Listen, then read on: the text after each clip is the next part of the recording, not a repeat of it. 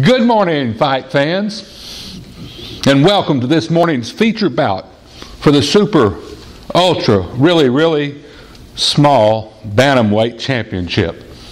Let's get ready to rumble.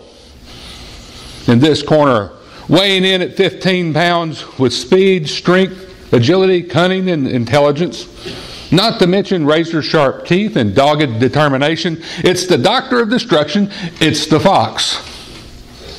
And in this corner, weighing in at 10 pounds, she has wings but can't fly. She can run on two legs but doesn't always know where she's going.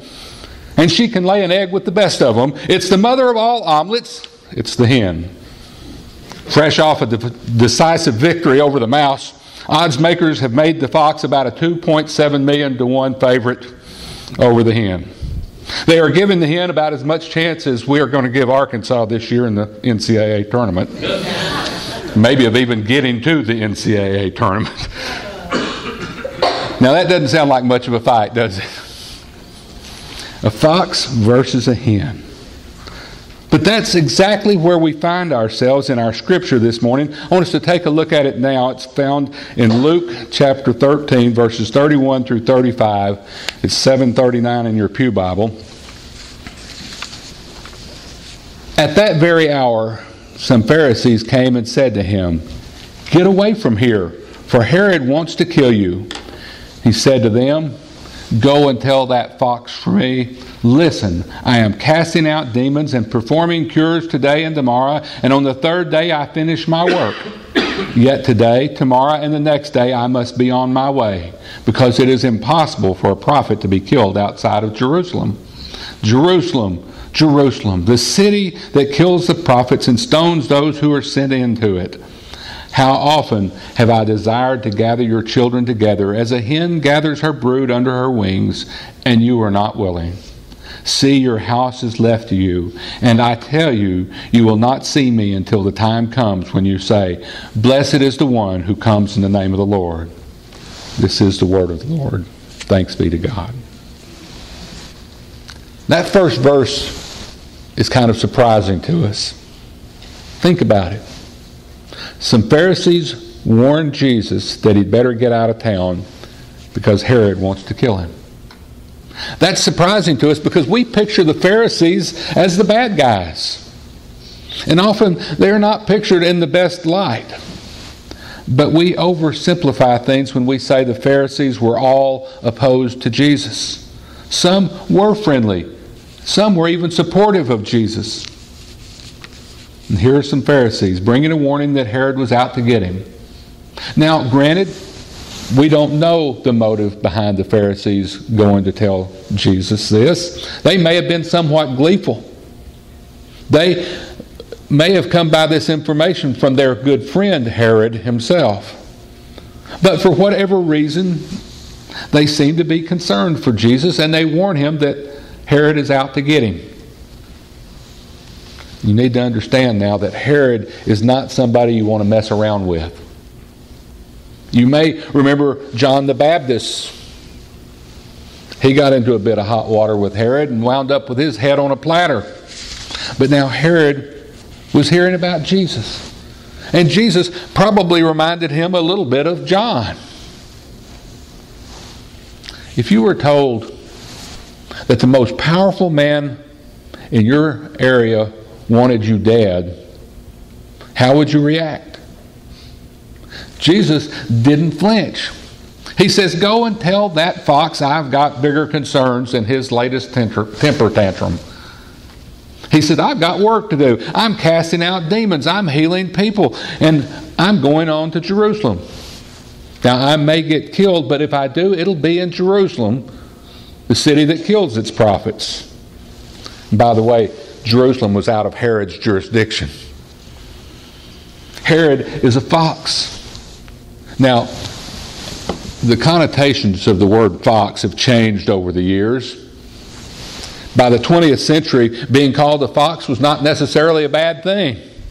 At a college football game that I was attending this year, the PA system played a Jimi Hendrix tune from the 1960s called "Foxy Lady." forget those modern connotations of fox. A fox is sly. A fox is cunning and destructive. And Herod had certainly been destructive. And for Jesus to call Herod a fox was certainly not a compliment. What especially is interesting here is the contrast between Jesus and Herod. Herod is bent on destruction, but Jesus is filled with compassion. And his purpose is loving protection. He knows that Jerusalem kills its prophets. He knows what awaits him there. And yet, he has this deep, tender love for the city and for the people. Oh, Jerusalem, Jerusalem, the city that kills its prophets and stones those who are sent to it. How often I have desired to gather your children together as a hen gathers her brood under her wings, and you are not willing. I've seen hens as they gather their chicks together. It happens at school about 3 o'clock. School bell rings and the children emerge. But instead of going to those waiting vehicles, what do? They kind of just go around here and there and all around. And they don't want to be gathered up yet. They've got playing to do and fun things to do. In various ways, we've had our efforts rejected. I'm stuck on those words of Jesus. And you were not willing. I would have gathered you, but you were not willing. How frustrating and sad it is when we want to help, when we feel we have something to offer, but it's not accepted.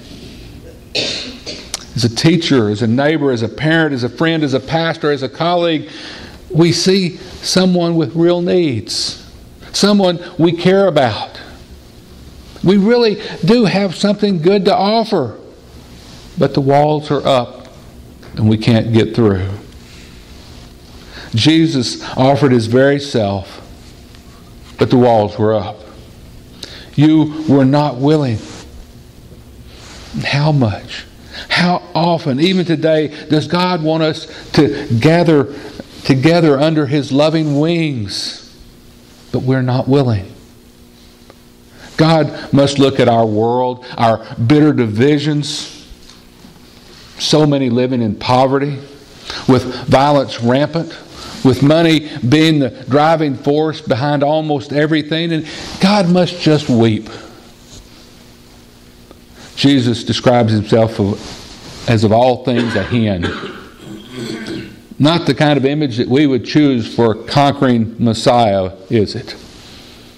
If we were to be identified with an animal, we might want to choose a proud lion, or a big grizzly bear, or even maybe just a loyal dog. Maybe a graceful deer. If we had to choose to compare ourselves to a bird, it certainly wouldn't be a chicken, though, would it? It'd probably be an eagle or maybe a wise owl. Even maybe a colorful peacock. That would be better than a chicken. Jesus as a chicken, it doesn't exactly stir our spirit, does it? But then you need to understand the image and why he used it. A mother hen gathering her brood out of love and out of care. A mother hen whose only concern is for the safety of her children. You ever seen a chicken hawk go after its prey? The old mother hen is often aware of the presence of the hawk long before anyone else is. With a furious fuss, she squawks and she waves her wings at her brood to try to get them together and get them by her side. The hawk will dive down and the old hen will turn her body to the attack of the hawk and spread her wings out to make herself less of a target, less vulnerable. She's usually too heavy for the hawk to carry off. The hawk will continue to try until he either gives up or the mother hen can't keep the brood protected. Chickens may not be the most glorious animals, but hens care for their young.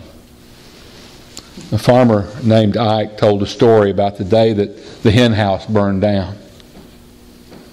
Ike arrived just in time to to help put out the last of the fire. He said as he and his grandfather sorted through the wreckage, they came upon one hen lying dead near what had been the door of the hen house. Her top feathers were singed by the fire's heat. Her neck limp. Ike said he bent down to pick up the dead hen, and as he did, he felt movement. When he lifted the hen, 4 chicks came running out from underneath her. The chicks survived because they were insulated by the shelter of the hen's wings, protected and saved, even as she died to protect and save them. That's the image of Jesus' sacrificial love for us. That's what we heard Charlize singing about a few minutes ago, about his great love for us. A tender, sacrificing love. Would I have gathered you under my wings, but you were not willing. While it's a moving and comforting image, when it comes to dealing with foxes, we would prefer something a little more solid, though, wouldn't we? When the foxes of our world start prowling outside the door, it would be nice to have a little better defense than a mother hen. Barbara Brown Taylor tells about going to see the movie Pale Rider, starring Clint Eastwood. Clergy in the Atlanta area were invited to a special preview of the movie. She wasn't quite sure what it might have to do with the church, but she went. As it turns out, in the movie, Clint is a frontier preacher with a rather shady past. Only you wouldn't know what kind of past, because he walked around in his clerical shirt. Once, when he takes his shirt off, you can see scars from 3 bullet wounds in his back. One day he rides into a mining town that has been overrun by foxes. The corrupt sheriff is in cahoots with a bunch of armed thugs who shoot anyone who comes in their way. And for a while, Clint just takes it in. Doesn't say anything, doesn't do anything. He just tries to figure out who the foxes really are. Then he goes to the bank and he produces a key for a safe deposit box. Key to his past. And he pulls out the drawer, and in that drawer, 2 6-shooters and a belt full of bullets. He carefully straps it on his waist, and he takes off his clerical collar, places it back in the drawer. Brown said the audience, full of clergy, went wild. They were yelling, "Go get them, Clint. Get those foxes and nail their tails to the wall," which is exactly what Clint did. We might prefer a 6-shooter of a hen. But Clint is Clint, and Jesus is Jesus. He fought the foxes of the world. He fought the foxes of the world without becoming a fox himself. All he had was his own body to stand in the way of the evil and sin and destruction the foxes would bring, and bring it they did. When Herod and his gang came after Jesus and his brood, he didn't have any 6-shooters. He put himself between them and the chicks and hunkered down like a mother hen. A fox against a hen doesn't sound like a very fair fight, does it? But this turned out to be one for the ages, didn't it? God bet the farm on the hen. First, it appeared the foxes had won. Feathers were everywhere. The chicks were scattered. The mother hen died. But it wasn't the end of it, was it? The hen came back to the chicks, covered with teeth marks, and that proved the power of the foxes was not enough. The foxes couldn't kill the love of the mother hen for the chicks. So there you have it. Jesus, the mother hen, who offers herself for the life of the chicks. In a mother hen, we have an image we may not have been expecting.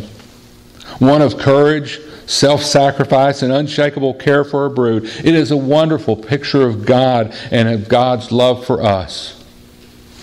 But God's care and provision for us did not come without a price.